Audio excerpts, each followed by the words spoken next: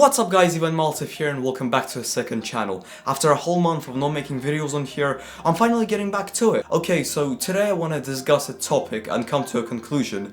Are cinema cameras still relevant in 2021? Are they helpful? I'll be honest, 2020 and 2021 have gone a little bit sideways, but those 2 years have been an insane year for big camera brands like Sony and Canon. We finally got 8K full frame and a mirrorless camera. How awesome is that? Okay, so let's do this. Okay, point number one. Cinema cameras are incredibly heavy. If we're talking something like a Canon C70, which can be classified as a mini cinema camera, or a Red Komodo 6K, that can be put into a bag. It will be very difficult, but that can be shoved into a bag. However, big cinema cameras like, let's say, the Red Monstro V2 or the Canon C300 Mark III, the Canon C500 Mark II, they are incredibly big and require a whole specialized bag. Especially if you're traveling anywhere, you will have to have one extra bag dedicated only to your camera gear if you're taking a big cinema camera with you. If it's a Red, you probably will want to carry a whole hard plastic case. Mirrorless cameras, you just take the lens off, put it in its case, it goes right in your bag, you don't have to have a whole dedicated bag for your camera gear,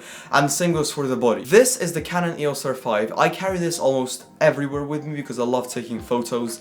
This is arguably the best camera Canon has ever released. This is their top of the line camera. It has full frame 8K video, 4K 120 frames per second, and all of that is full frame, which is absolutely dope. It comes with a wide range of lenses, so you have a huge selection when it comes to lenses. It has a flip out screen, which is good for vlogging, something the Sony A1 doesn't have, which I'm filming on right now. The R5 knocked off a lot of cinema cameras of the competition because it features 8K in this body form. This is an insane breakthrough for cameras. Now, I'm not saying the Canon EOS R5 is relatively light. This is quite a heavy camera, however not as heavy as those big cinema cameras. But for what it has in it, it can be that heavy. Also, this thing is durable to the next level. I've dropped this thing off the table and it fell off my tripod twice, and there's no scratches on it and it's still going. One thing I don't really like about this camera is that the hardware inside, when you shake the camera,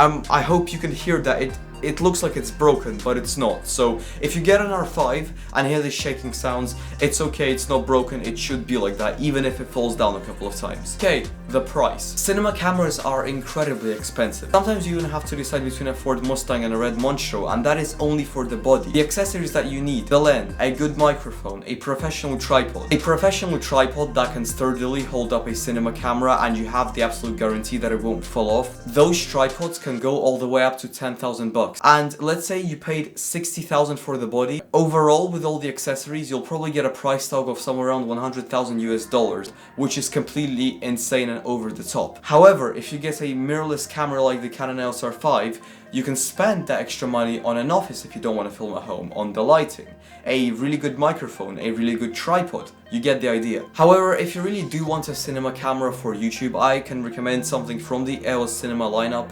So we have the C300 Mark II, the C300 Mark III, and the C500 Mark II, which is completely over the top, but it's still a great camera. But then again, all those cameras cost more than like 2 or 3 EOS R5s together, which is again completely bollocks. Okay, the crew. If you're gonna own a professional top-of-the-line cinema camera, you can't really work alone with it, because you need someone to work the focus, to control the lighting. You cannot just put a Red cinema camera on a tripod and just start filming like I'm doing right now. You'll need to have at least 3 other people with you in the room to control everything, which is a huge downside. But then again, if you have the budget that allows you that, you'll get absolutely insane cinema quality. The show off. If any of you do client jobs and you turn up with a crew, a whole gimbal, a $100,000 camera, your clients will be excited for the outcome, even though you can be the worst filmmaker in the world.